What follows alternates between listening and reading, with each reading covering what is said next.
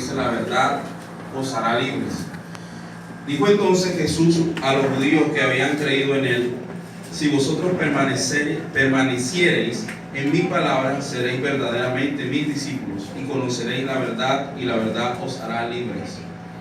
Le respondieron: linaje de Abraham somos, y jamás hemos sido esclavos de nadie. ¿Cómo dices tú, seréis libres? Jesús le respondió: de cierto os digo, que todo aquel que hace pecado, esclavo es del pecado.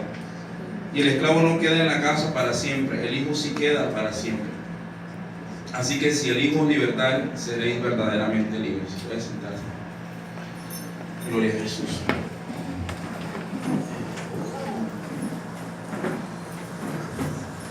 En el año de 1912, en una localidad de Inglaterra llamada Piltdown, unos obreros de la construcción estaban excavando, realizando una excavación, y encontraron una osamenta, es decir, unos restos de huesos. Ellos inmediatamente informaron a sus supervisores y hicieron llegar al sitio a un científico. Se llamó Charles Dawson, y otro que se llamaba Arthur Smith, pero el principal protagonista de la historia es el doctor Charles Dawson. Charles Dawson examinó la osamenta y él dijo que estaban ante el descubrimiento de un fósil, es decir, un antepasado, un fósil humano, de primate, de uno de los antepasados del hombre, o sea, un primate. Él encontraron allí una mandíbula, un cráneo incompleto y un diente. Una mandíbula, un cráneo incompleto y un diente. Entonces, aseguraron a través de pruebas de que estaban ante un descubrimiento, y lo llamaron el hombre de Piltdown. El hombre de Piltdown, nombre de la localidad donde había sido encontrado. Aseguraron que este fósil tenía alrededor de 50.000 años de antigüedad. 50.000 años de antigüedad. Y fue una verdad creída por 41 años, hasta que en el año de 1953 otros científicos, a través de estudios un poco más avanzados, químicos y físicos, descubren que esto era un fraude, que realmente el cráneo incompleto pertenecía a un hombre que vivió en la Edad Media, aproximadamente 500 años de antigüedad, que los huesos eran de un orangután y el diente de un chimpancé. Así que por 41 años, desde el descubrimiento de 1912 hasta 1953, se creyó como verdad científica que unos huesos de un orangután, de un chimpancé y de un hombre habían sido huesos de lo que fue un primate o un antepasado del hombre. Un golazo, digamos, hoy en día. Le hicieron un golazo a la ciencia.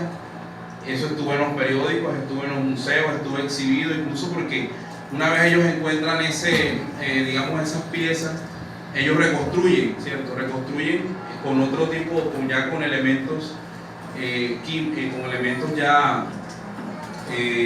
manufacturados, hacen el esqueleto completo del hombre. Entonces en el museo tú vas a aparecer, ¿no? A partir de un diente hicimos todo esto. Hay otro caso también de otro fraude que lo hicieron a través de un diente. Encontraron un diente, dijeron que ese diente era, creo que si no estoy mal fue el hombre de Nebraska, y a partir de ese diente construyeron al antiguo antepasado del hombre, y era un diente. Después la ciencia desmintió de que era un diente de un cerdo. A partir del diente de un cerdo reconstruyeron al llamado hombre de Nebraska. La mentira es el arma más letal que ha usado Satanás a través de la historia para que el hombre no conozca la revelación de Dios. ¿Ven? La mentira, el engaño, es un arma letal que siempre ha usado Satanás a través de la historia para esconder la verdad de Dios, para esconder el conocimiento real de quién es Dios y cuál es la voluntad de Dios para el hombre. En el diálogo edénico, Satanás en forma de serpiente le dice a la mujer, le ofrece o le dice: con que Dios os ha prohibido que comáis de todo árbol, ¿cierto? Era una mentira. Todos sabemos que eso no fue lo que el Señor le había dicho a Adán, que Adán posteriormente debió inducir a su esposa en esta verdad, sino que Satanás tergiversa lo que Dios había dicho. Dios le dijo: podéis comer de todo árbol, y eso está en Génesis capítulo 2 versículos 16 y 17. El Señor le dice a Adán: ustedes pueden comer de todo árbol, menos de dos árboles, ¿cierto? ¿Cuál era? El árbol de la ciencia del bien y el mal, y el árbol de la vida. Solamente estaba restringido el comer de estos dos árboles. Pero Satanás le dice: con que Dios ha dicho no podéis comer de ningún árbol. Dios os ha dicho que no podéis comer de ningún árbol. La mujer había sido bien inducida por el hombre, porque ella le responde, ¿cierto? Ella le dice: no, Dios no ha dicho eso, ¿cierto? La mujer sabía cuál era la verdad que su esposo le había dado. Así que en este pasaje en este diálogo edénico podemos inferir enseguida que Satanás siempre se muestra como un engañador. Satanás siempre se muestra como un mentiroso, y esto es parte del Antiguo Testamento. Pero ¿qué dice el Nuevo Testamento acerca de esto? El Nuevo Testamento confirma que Satanás es mentiroso y es engañador. En Juan 8:44, ahí cerquita donde estábamos leyendo, dice: Jesús estaba un poco airado, digamos, y él se airaba, pero no pecaba. Jesús está un poco airado, molesto, ¿cierto? Porque estaba dialogando, digamos, discutiendo con los fariseos y los escribas, que eran los representantes de la religión judaica, ¿cierto? Pero no se ponían de acuerdo. Pero el que tenía la razón, lógicamente, era Jesús. Cuando él empieza a discutir con ellos, ellos no podían, ellos eran rebeldes a la voz o a lo que el Señor les decía.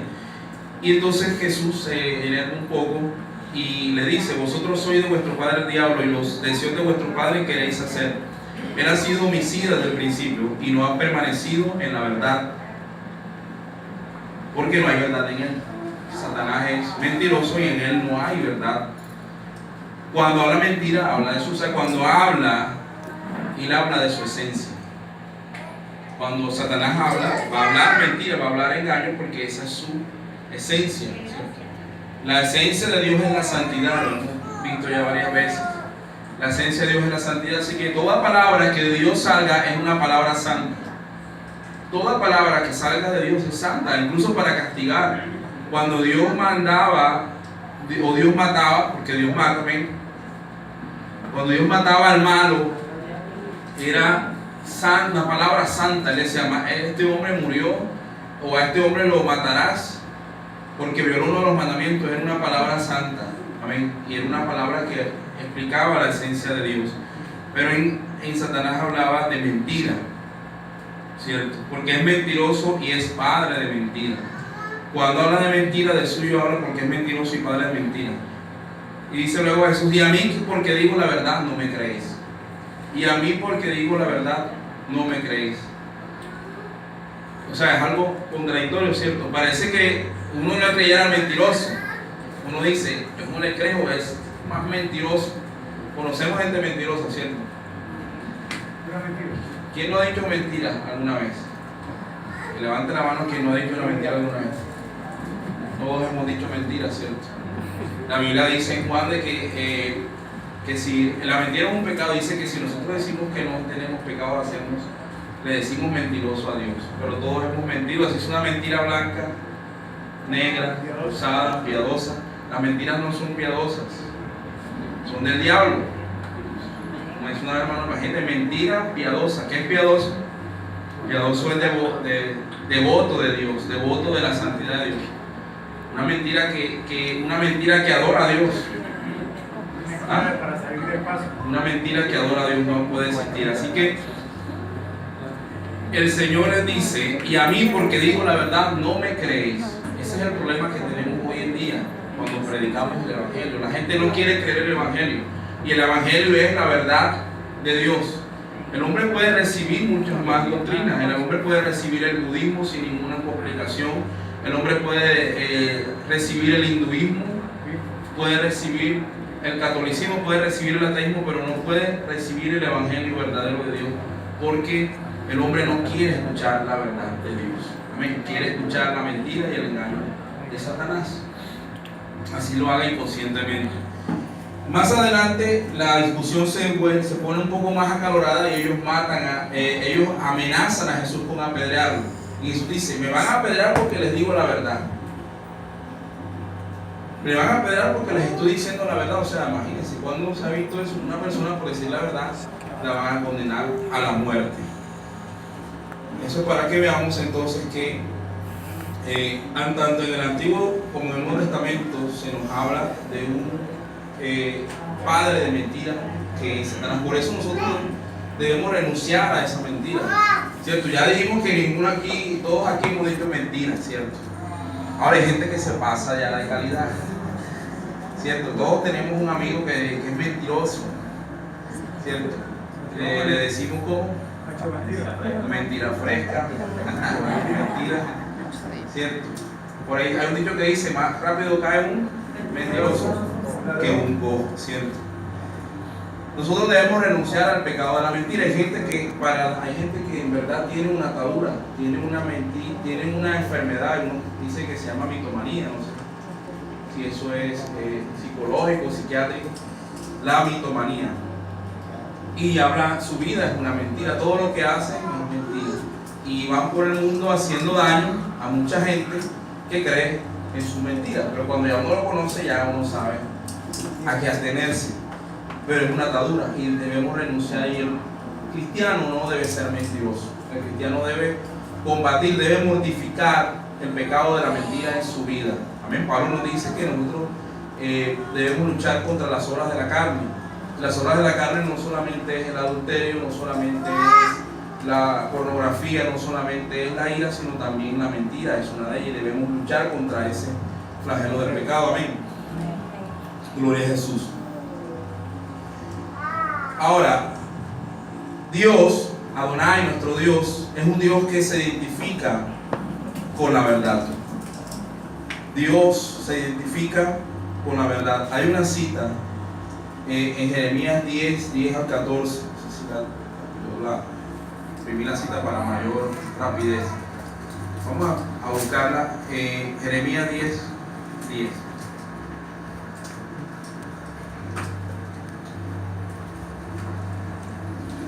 Adonai se identifica con la verdad. Jeremías 10 dice: mas Jehová es el Dios verdadero, Él es el Dios vivo y Rey eterno. A su vida tiembla la tierra y las naciones no pueden sufrir su indignación. Les diréis así: los dioses que no hicieron los cielos y la tierra desaparecerán de la tierra y de debajo de los cielos. El que hizo la tierra con su poder, el que puso en orden el mundo con su saber y extendió los cielos con su sabiduría. A su vez se produce muchedumbre de aguas en el cielo y hace subir las nubes. Todo lo postrero de la tierra hace los relámpagos con la lluvia y saca el viento de sus depósitos. Todo hombre se embrutece y le falta ciencia. Se avergüenza de su ídolo todo fundidor, porque mentirosa es su obra de fundición y no hay espíritu en ella. Amén. Dios se presenta a sí mismo en la Biblia como un Dios verdadero. Amén. Ahora, parece una redundancia, pero en el lenguaje poético de la Biblia incluso hay una parte donde dice que Dios empieza hay como un campeonato de los dioses, de muchos dioses, y se presenta cada dios, se presenta Jehová Dios, y los demás salen huyendo, unos se caen, unos se salen huyendo, porque la conclusión es que todos los demás dioses son dioses falsos. Los llama, ¿cierto?, Baal, pero sabemos que eso no era nada más que una perversión de la creencia en un Dios verdadero a través del politeísmo, ¿cierto? Creen en varios dioses, pero estos dioses sabemos que no eran dioses, eran falsos, o eran entes, o eran, influenciados por el demonio, para que potestades que influenciaban la idolatría, que no es un secreto, ¿cierto? Sabemos que todo esto de los santos, Virgen del Carmen, divino niño, son falsos, pero la realidad es que hay demonios que propician la adoración y el culto a esos falsos dioses. ¿Para qué?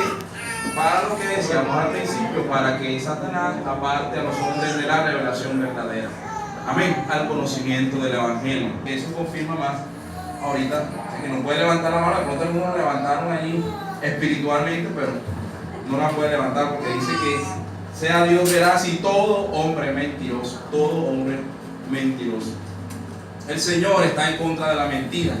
En Deuteronomio 18, 20 al 22 dice: el profeta que tuviera la presunción de hablar palabra en mi nombre, a quien yo no le haya mandado hablar, o que hablar en su nombre, en nombre de dioses ajenos, el tal profeta morirá. Y si dijeres en tu corazón: ¿cómo conoceremos la palabra de Jehová, que Jehová no ha hablado? Si el profeta hablara en nombre de Jehová y no se cumpliere lo que dijo, ni aconteciere palabra de Jehová que él no ha hablado, con presunción habló el tal profeta, no tengas temor de él. Entonces había una forma, incluso Dios no solamente se conforma con mostrar que es el Dios de la verdad, que Él es el verdadero Dios, sino que Él está en contra de toda mentira y todo lo que amenace la verdad. Por eso establece una ley santa. Vuelvo y digo, aquí Dios mandaba matar ¿a quién? Al falso profeta, y era una ley santa, porque la vida es de Dios y Él es el juez perfecto y Él tiene la potestad sobre la vida y sobre la muerte. Y Él decía: si se levantara un profeta y dijera que habló en mi nombre y no se cumpliera la palabra, es un profeta falso y lo vas a matar. ¿Por qué había que matarlo? Ahora no es que Dios sea un tirano, sino porque ¿qué pasaba con ese falso profeta y esa falsa profecía? ¿Que iba a qué? A difundir un engaño, ¿cierto? Una mentira. Iba a hacer a los hombres ir tras los dioses falsos. De pronto le decía: bueno, Dios dice, construyeme una estatua y adórala. Sabemos que esto estaba en contra de los principios morales de Dios. Amén. Así que Dios de frente decía: matarás a este hombre. Ahora, en esta época no se ve porque estamos bajo la ley de la gracia. Cuando Jesucristo vino, sabemos que hubo una parte de la ley que no debemos aseverarla tal como se hacía en este periodo. Cristo fue, es el Evangelio, es la nueva buena de salvación. Ahora, en Apocalipsis 21, 8 también dice: pero los cobardes e incrédulos, los abominables y homicidas, los fornicarios y hechiceros, los idólatras y todos los mentirosos tendrán su parte en el lago que arde con fuego y azufre, que es la muerte segunda. ¿Cierto? Los cobardes, incrédulos, abominables, homicidas, fornicarios y todos los mentirosos. Y no sé por qué aquí dice todos los mentirosos. O sea, me causa curiosidad, me dice los cobardes, los incrédulos, los abominables, los homicidas, los fornicarios, los hechiceros. Y después dice: y todos los mentirosos, a todos.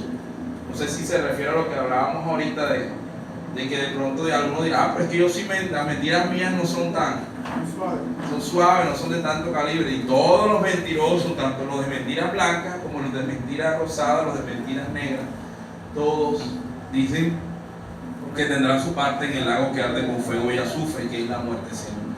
Está colocando al mentiroso igual que un brujo, aquí dice hechicero, igual que un idólatra y un homicida. O sea, está colocando al mentiroso en el mismo nivel de un terrorista, digamos, ¿o no? ¿O lo estoy diciendo yo, hermano, o está en la Biblia? Ahora dice Apocalipsis 22:15: mas los perros estarán fuera, y los hechiceros, los fornicarios, los homicidas, los idólatras y todo aquel que ama y hace mentira. O sea, yo no había visto esto hasta ahora que estoy predicando. No había visto tal diferencia, pero mira tú que aquí también hace una gran diferencia. Porque dice: los perros estarán fuera los hechiceros, los fornicarios. Pero cuando habla del mentiroso, amplía un poco más la descripción. Dice: y todo aquel que ama y hace mentira. Todo aquel que ama y hace mentira arderá en el lago que arde con fuego y azufre. Así que hay que renunciar si tenemos un pecado de mentira en nuestra vida, o si nuestra vida es una mentira. Amén. Gloria a Jesús. O si estamos viviendo no solamente la mentira, es decir, mentira, sino también la forma como vivimos nuestra vida, cómo vivimos nuestro evangelio, si estamos viviendo un evangelio verdadero o un evangelio falso, o estamos proyectando una imagen de cristianos piadosos, cristianos píos, pero en el secreto hacemos cosas que no agradan a Dios o somos enemigos de Dios. Pienso que eso también es una mentira o es una falsedad. Amén. Gloria a Jesús. Así que vemos cómo Dios condena grandemente y está en contra de la mentira.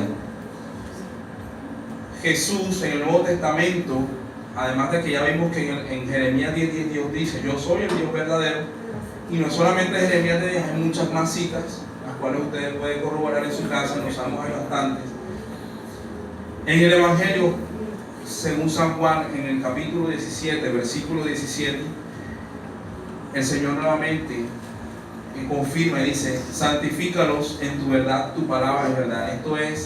Esta escena pertenece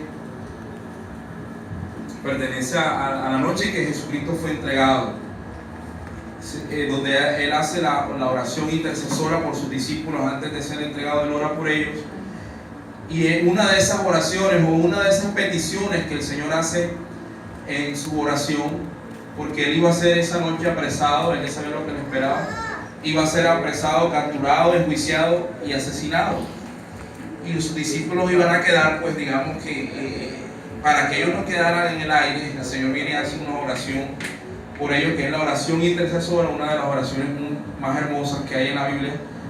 Y una de las peticiones que el Señor hace a su Padre por sus discípulos es: santifícalos en tu verdad, tu palabra es verdad, tu palabra es verdad. Amén.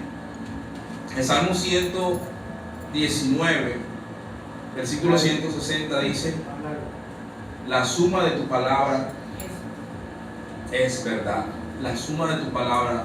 Dios deja claro a través del salmista David que dice: la suma de tu palabra. Y cuando hablamos de una suma es algo, cierto, más una adición. Y esto pienso que quiere decir de que libro tras libro, amén, palabra, libro tras libro, capítulo tras capítulo, palabra, frase tras frase, palabra tras palabra, letra tras letra, coma tras coma, punto tras punto es verdad de Dios. Amén. Eso lo creemos nosotros. Amén. ¿O no lo cree usted, hermano? Amén. Yo no lo creo porque usted va a estar en una de las categorías que vamos a ver ahora.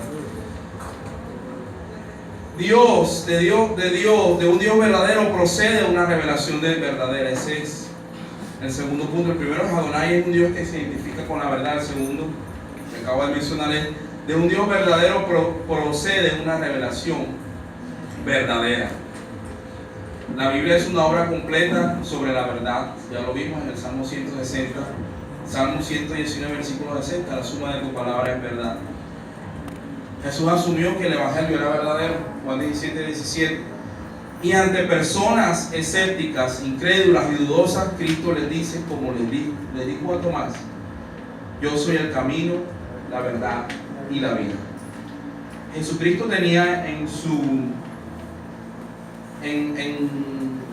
grupo de discípulos muchas personalidades, ¿cierto?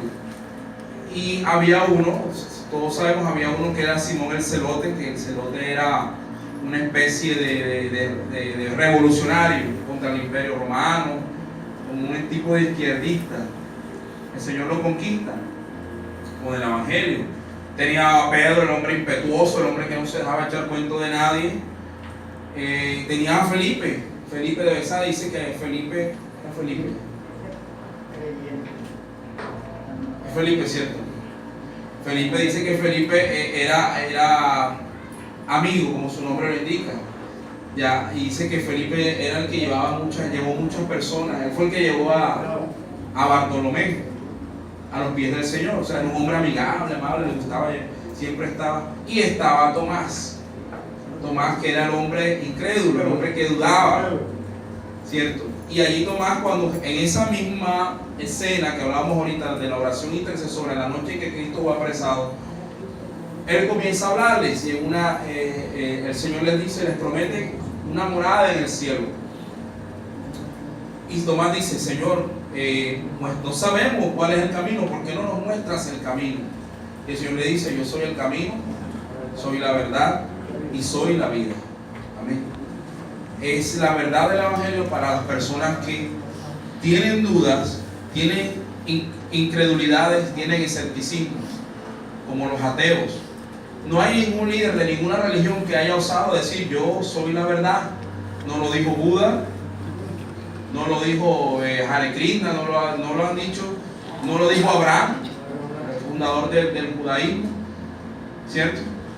Solo el único que ha dicho yo soy la verdad fue nuestro Señor Jesucristo, amén.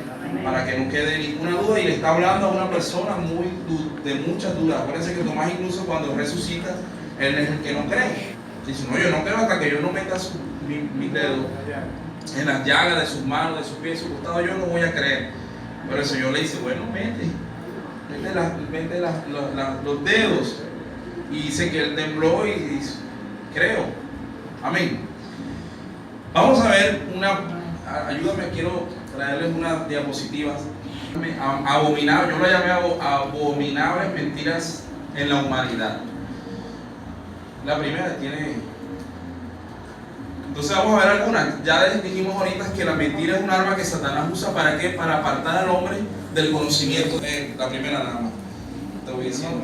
El universo se creó de la nada. Eso lo dijo Stephen Hawking. Es un científico. Él es el que está en una silla así todo con una enfermedad degenerativa. Es un hombre pero muy inteligente. Yo no tengo ni una carrera universitaria, ¿cierto? No voy a contradecir, no voy a decir que yo tengo los estudios para rebatir eso, pero tengo la palabra que ya vimos ahorita que me respalda y que es la palabra de Dios y que es la palabra verdadera. Entonces Stephen Hawking dice que el universo se creó de la nada, pero ¿cómo así? O sea, no de la nada. De la nada, ¿puede de la nada producir nada? Sí, y ellos dicen que sí. Muchos, no es solamente él, Carl Sagan y muchos más científicos dicen que sí, que se creó de la nada. Todos sabemos que si yo tengo un reloj ahora, miramos un reloj, o sea, para que un reloj pueda crearse, tiene que tener un diseñador, ¿cierto? Tú no vas a coger partecita por partecita del reloj y lo vas a meter en una licuadora y lo vas a licuar todo, lo vas a remover y va a salir un reloj. Tiene que haber un diseño inteligente, un diseño natural, pero los evolucionistas dicen que no, que el universo se creó de la nada. ¿Qué es la nada? No, la nada. Ellos no explican más allá. Segundo, otra mentira, y es una mentira creída en los ámbitos científicos y universitarios. El hombre proviene del mono, teoría de la evolución de Charles Darwin. Bueno, él no dijo que directamente provenía del mono, sino que los seres humanos, no sé si algunos leyeron el libro de Oparín, El origen de la vida, que antes lo leyeron en el colegio, dice que se llaman los coacervados, que se transformaron en bacterias, y esas bacterias se transforman luego ya en animales mucho más superiores, peces, reptiles se transforman en mamíferos, y mamíferos vienen los diferentes homínidos, el australopithecus, el pithecanthropus y todo eso. Y allí, pues así va evolucionando el hombre de Neandertal, el hombre de Cromañón, hasta que llega al Homo sapiens, que somos nosotros, el Homo sapiens. Homo sapiens sapiens, hombre sapiens, hombre sabio, hombre sapiens. Esa es una teoría. Es una teoría, tampoco ha sido. Hay muchos eslabones perdidos. Bueno, sigamos. Otra teoría, que es la teoría de género, dice que no se nace, lo mismo. Teoría de género dice, no se nace hombre, no se nace mujer, las diferencias entre los sexos masculino y femenino son un constructo social. Esa es la teoría de género con la que ha dado mucho que decir estos días, todo de un año para acá, 2 años. ¿Y qué dice la teoría de género? Y ese es un concepto que da la ONU. Ese concepto fue dado en el año 1995 en una cumbre sobre la mujer en Pekín, y salió el concepto de teoría de género. Teoría de género explica de que tú naces, cuando nace un niño, él, por el hecho de tener un pene, no es un hombre, o por el hecho de tener una vagina no es una niña. Nada tiene que ver esa biología, esa anatomía que está ahí, ese órgano masculino o femenino, no tiene nada que ver con la sexualidad o con el género que más adelante él va a ser. Que es un constructo social, es decir, que el niño nació con un pene, pero no por eso es hombre, sino que es que el papá viene y le compra ropa azul, ¿cierto?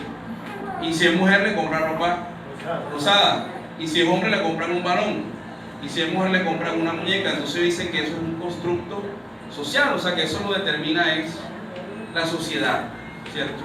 Y así como le pueden comprar un balón al niño, le pueden comprar un balón a la niña, que así como le ponen el vestidito rosado al niño, también se lo puedes poner a la niña. Eso es lo que ellos dicen, que no hay más allá, no hay diferencia, pero es una mentira también, una mentira, y que ya incluso los mismos evolucionistas han dicho que esto no es así, ¿cierto? Los mismos evolucionistas han dicho, la naturaleza es económica. Dios le da a las aves, alas para volar, le da a los peces branquias para respirar, ¿cierto? Y no le va a dar a una mujer una vagina y unos pechos para que no se vayan a utilizar más adelante, ¿cierto? Tienen una repercusión sexual, pero también tienen una importancia para lo que va a hacer la mujer, y es concebir niños, ¿cierto? Un propósito de alojar en su útero. Hay una cavidad que tiene la mujer para alojar al niño, tiene unas glándulas mamarias para que ese niño sea alimentado, y todo su sistema endocrino y hormonal está alineado con esa realidad, pero dicen que no, ¿cierto? Bueno, aquí está, lo puede explicar mejor de pronto un día Essie y Shaida, que están estudiando. No vino hoy el médico, pero creo que lo que dije todo es verdad, ¿cierto? Que nacieron en un cuerpo equivocado, la naturaleza. O sea, incluso hasta los mismos evolucionistas que son ateos, que no creen en Dios, dicen que eso no es así. Por eso es una teoría. La siguiente. Otra mentira: los palestinos son descendientes de los filisteos y son los dueños de la tierra de Israel. Esa es otra mentira. Primero que todo, los palestinos ya no existen. Los palestinos los acabó David, y los que no acabó David los acabaron los filisteos, sí. Porque la palabra Palestina viene de filisteo, ¿cierto? La palabra Palestina viene de Filistea, y eso lo explicó hace como 15 días o 21 días Giovanni, ¿cierto? Entonces la palabra Palestina se deriva, es una palabra latina que proviene del filisteo. Ya. Entonces ellos dicen, nosotros somos los descendientes de los filisteos, pero los filisteos no, los filisteos los acabó David, y los que no terminó David los acabaron los posteriores reyes. Y Amós, como dice el hermano Pedro, Amós profetizó que Filistea se iba a acabar, esa raza, y es una verdad bíblica, se cumplió. Y ahora ellos dicen que son los dueños de la tierra de Israel. Para explicar, no quiero dejarlo de pronto, no lo voy a explicar porque esto es muy largo, pero no quiero dejar también así. ¿Qué es lo que sucedió allí? Ustedes saben que los judíos, por su rebeldía, fueron castigados, Dios los entregó en el exilio. Ellos estuvieron por otro lado exiliados, tuvieron que ir a otros países. Cuando en 1948, que se cumplió, hoy es 14 años, hoy es 14 de mayo, hoy se cumple un aniversario más del Estado de Israel. 14 de mayo de 1948, ellos regresan, la ONU permite que ellos regresen al Estado de Israel. Ellos, después de la persecución de Hitler, ellos andaban por todos lados. Se dijo que lo mejor era que ellos estuvieran en su tierra, donde nadie los persiguieron. Llegan allá.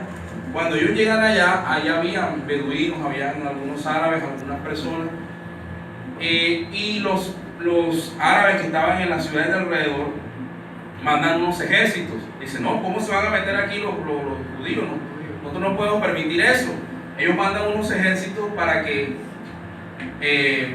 acaben al recién llegado pueblo de Israel, pero Dios milagrosamente les da la victoria. Ellos vencen, matan a muchos, hacen huir a muchos, y esos que huyen, ellos tratan de regresarse a sus países de orígenes. Los soldados, la mayoría, le dicen, los árabes, no, esa tierra es ustedes tienen que conquistar, ustedes tienen que reconquistar esa tierra para la hermandad árabe, para la hermandad musulmana, y eso es lo que, entonces esos todos los refugiados que llaman que son supuestamente los palestinos, pero es otra mentira más.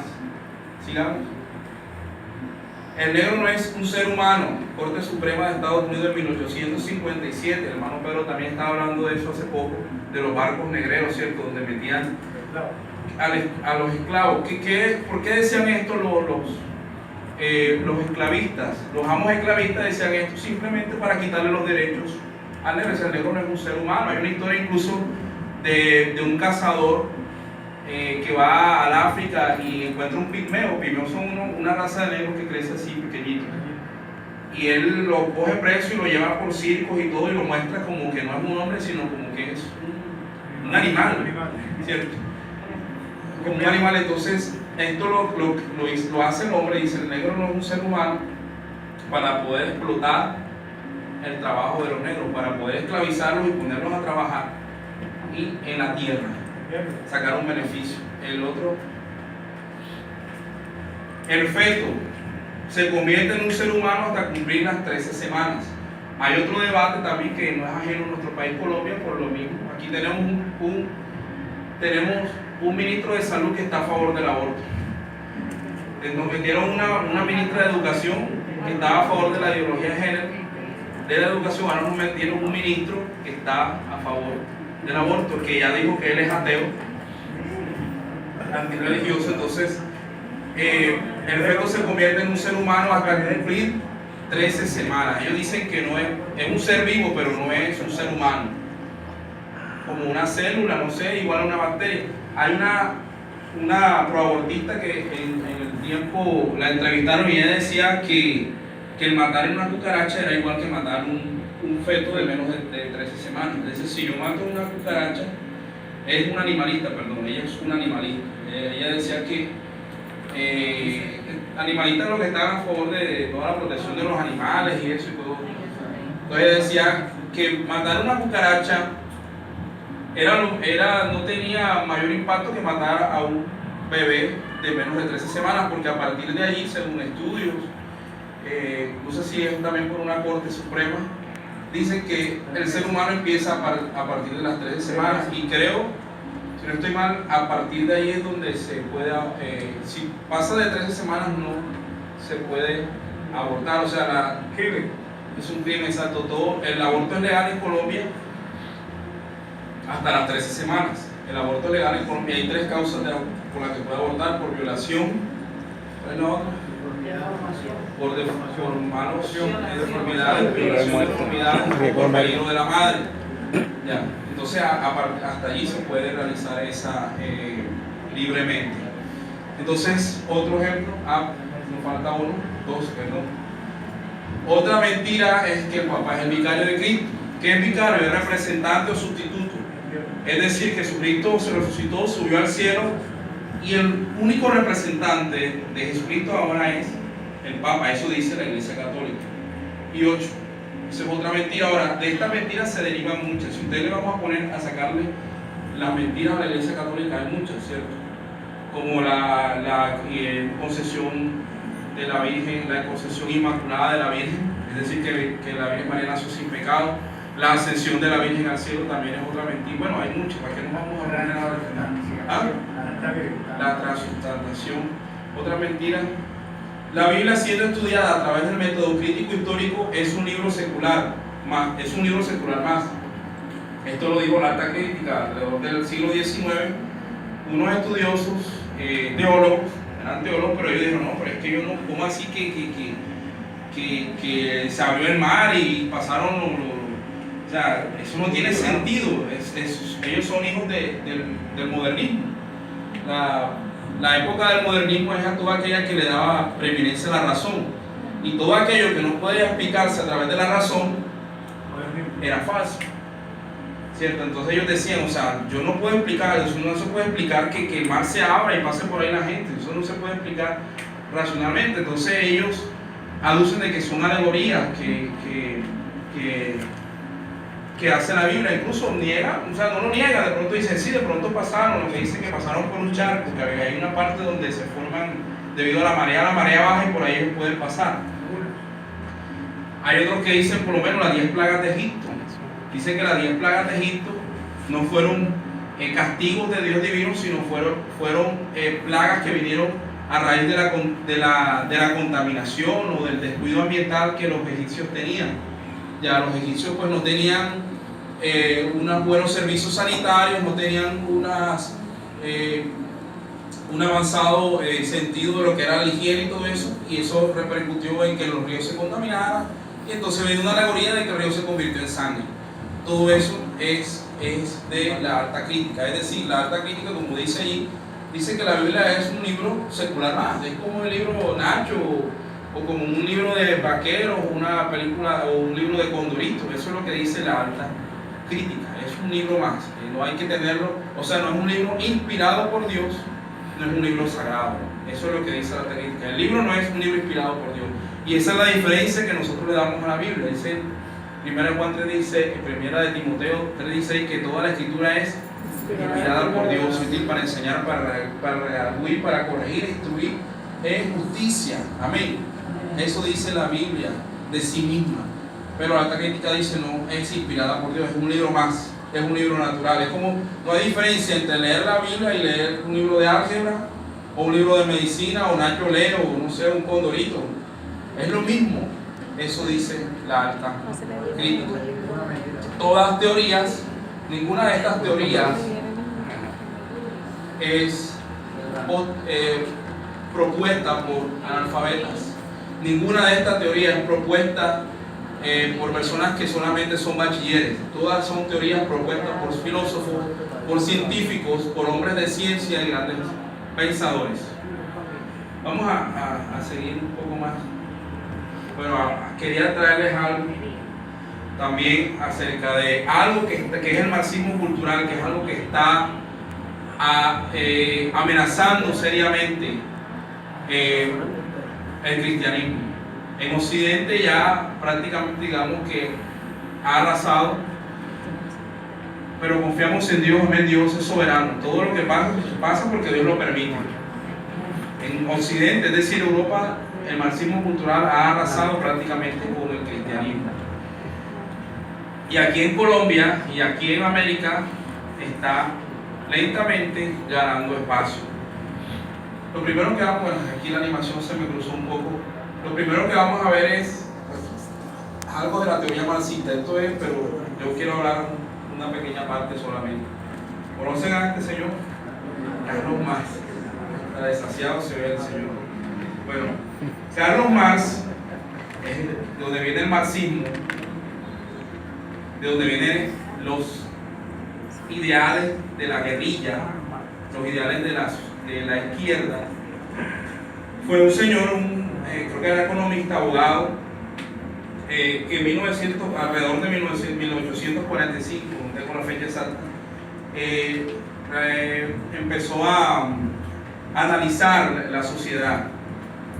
Empezó a analizar la sociedad, y él llega a la conclusión de que la historia humana se resume en la explotación del hombre por el hombre, lo que se llama el capitalismo. Dice, la historia humana se resume en la explotación del hombre por el hombre. Capitalismo, es decir, él dice, el capitalista es el que tiene una empresa o el que tiene una tierra, ese es el que tiene dinero, el que tiene plata. Entonces pone a trabajar a otros, ¿cierto? Para que trabajen para él. Y aquí también hay gente experta en el tema, de economistas y contadores. Si digo algo que no es, me corrige. Él dice esto, ¿no? La historia humana se resume en eso. El hombre explota al hombre. El hombre tiene capital, tiene una empresa, algo, y pone a trabajar a personas, a asalariados, y los maltrata, les paga mal. O sea, lo que ellos reciben